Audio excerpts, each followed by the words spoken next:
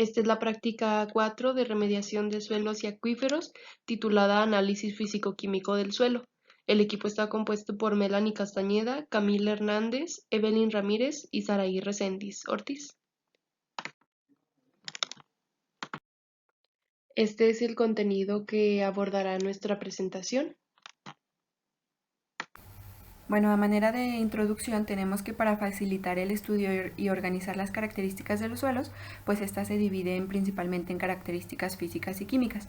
Las características físicas son en gran parte las responsables del buen desarrollo de las plantas, aunque muy pocas veces se les toma en cuenta, pues se cree que las características químicas son las que tienen mayor influencia sobre estas. Aunque en realidad para que exista un medio óptimo para el crecimiento de las plantas, pues debe darse una interacción dinámica entre las características físicas, químicas, así como también las características biológicas del suelo. Y bueno, las propiedades del suelo pueden ser fundamentales, es decir, aquellas que no se derivan de otras, como son el color, la textura, la estructura, la densidad y la consistencia, mientras que las características químicas son más bien derivadas, pues dependerán en gran medida de las características físicas, como lo son la capacidad de intercambio catiónico, la acidez y la alcalinidad del suelo. Los objetivos de esta práctica fueron evaluar las características físico-químicas de una muestra de suelo, así como analizar la relación de dichas características con la selección de tecnologías para la remediación de suelos. Para la determinación del pH se adicionaron 10 mililitros de agua a 5 gramos de suelo, se homogeneizó, se dejó reposar y se hizo finalmente la medición. Para la determinación de humedad se utilizaron 3 gramos de suelo y se hizo por medio de una termobalanza. La conductividad se determinó por medio de 3 etapas. Se preparó la solución de saturación, se hizo la obtención del extracto del suelo y finalmente se hizo la determinación de la conductividad. Para la capacidad de retención del agua se adicionaron 5 gramos a un embudo, posteriormente se adicionó agua y se registraron los pesos del blanco, del papel filtro húmedo y del papel filtro con suelo.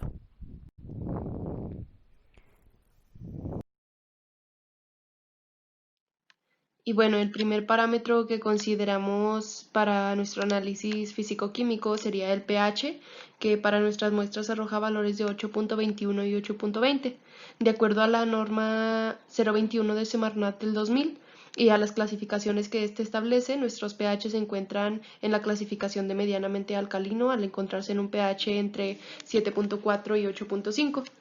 El pH es importante determinarlo debido a que afecta la solubilidad y la disponibilidad de macro y micronutrientes, la movilidad de metales y la reactividad de minerales. Como ejemplo de esto es que pues generalmente los metales son móviles a pH bajo en forma de especies iónicas libres o como organometales solubles, y pues al contrario, en un pH alcalino forman carbonatos o fosfatos insolubles. Además, pues también va a ser importante porque nos va a determinar la actividad y el crecimiento microbianos y pues por tanto el tipo de microorganismos que aquí podrán habitar. La mayoría de las bacterias tener un rango óptimo de 6.5 a 8.5, este las va a definir. Para el caso de la conductividad, en la tabla 2 se muestran los resultados de las muestras de suelo expresados en decisims, esto con el fin de poder compararlos con lo que establece la NOM 021 Semarnat 2000. Se puede observar que la conductividad tiene un promedio de 0.01 decisims a una temperatura de 20 grados centígrados. Según lo que establece la NOM 021, un suelo con una conductividad eléctrica menor a 1.0 decisims por metro significa que los efectos de la salinidad son despreciables, por lo que la salinidad en los análisis físico-químicos, en este análisis físico-químico, no es de importancia. A pesar de que en este estudio los efectos de la salinidad son despreciables, existen suelos que por su alta conductividad son salinos o fuertemente salinos. En estos, la remediación puede ser algo complicada debido a que el tipo de sales que se encuentran presentes en el suelo van a condicionar las posibilidades de recuperación. En las diapositivas se muestran 2 ejemplos, tanto para los cloruros sódicos como el cloruro y el sulfato magnésico. En los primeros, el lavado en suelos con yeso es relativamente fácil, ya que el calcio que se libera no permite que el sodio pase de una forma intercambiable. Sin embargo, algunas veces el lavado artificial del suelo provoca efectos contraproducentes. Esto pasa al añadir más agua de lo que se consigue que el suelo sea más alcalino.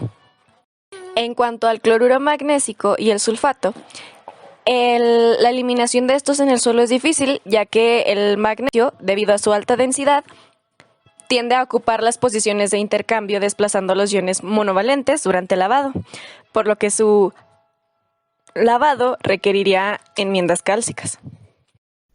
En esta diapositiva se muestran los resultados de humedad tanto para la muestra 1 como para la muestra 2 y en promedio el porcentaje de humedad del suelo es de 11.72%. La humedad es un factor importante para la elección de tecnología de remediación, ya que si se tiene una alta humedad en el suelo, esto impediría el movimiento de aire en el suelo, afectaría los procesos de biorremediación. También causaría problemas de excavación y transporte y aumentaría los costos durante el uso de métodos de remediación térmicos. Entonces se puede decir que el 11% es un bajo nivel de humedad, lo cual podría facilitar la elección de la tecnología de remediación. En la tabla 4 se presentan los resultados que se utilizaron para calcular la capacidad de retención de agua. Para esto se obtuvo una capacidad de retención de agua en la muestra 1 de 69.18%, en la muestra 2 de 58.86% y haciendo un promedio, el suelo tiene una capacidad de retención del agua del 64%. La porosidad del suelo es la medida del volumen de huecos que hay en él. Según el tamaño y la forma de los poros, el suelo tendrá mayor o menor capacidad de retención del agua.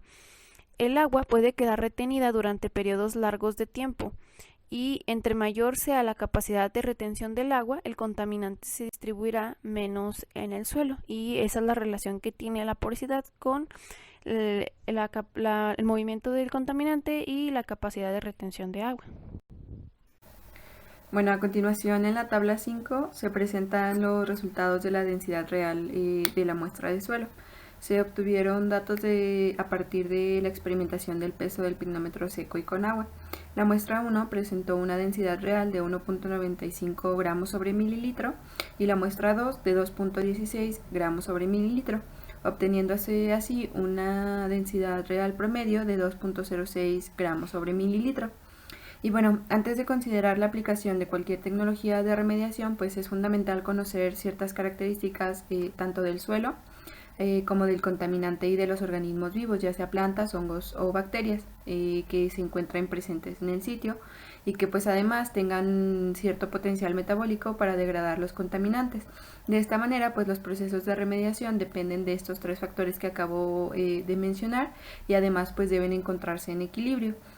En la determinación de la densidad real de un suelo es importante porque nos indica el grado de compactación de este, así como también su volumen, y bueno, con lo cual se puede observar la movilidad del contaminante, así como su persistencia y ocupación, y en base a esto, pues elegir la técnica más factible para su remediación.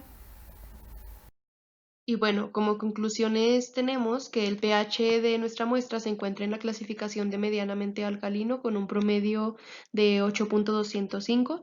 El contenido de humedad promedio de la muestra fue de 11.72%. La capacidad de retención del agua promedio fue de 64.02%. La densidad real del suelo presentó un valor promedio de 2.06 gramos sobre mililitro. Los resultados para la conductividad que presenta el suelo son despreciables ante los límites que establece la NOM 021 de Semarnat y pues conocer la importancia de todos estos parámetros junto con su funcionamiento nos permite conocer el comportamiento e interacción de los contaminantes dentro del mismo análisis para así proponer técnicas de remediación eficientes. Estos son nuestros anexos donde se muestran los cálculos utilizados para determinar la capacidad de retención del agua. Y estas son las referencias bibliográficas utilizadas para construir esta presentación.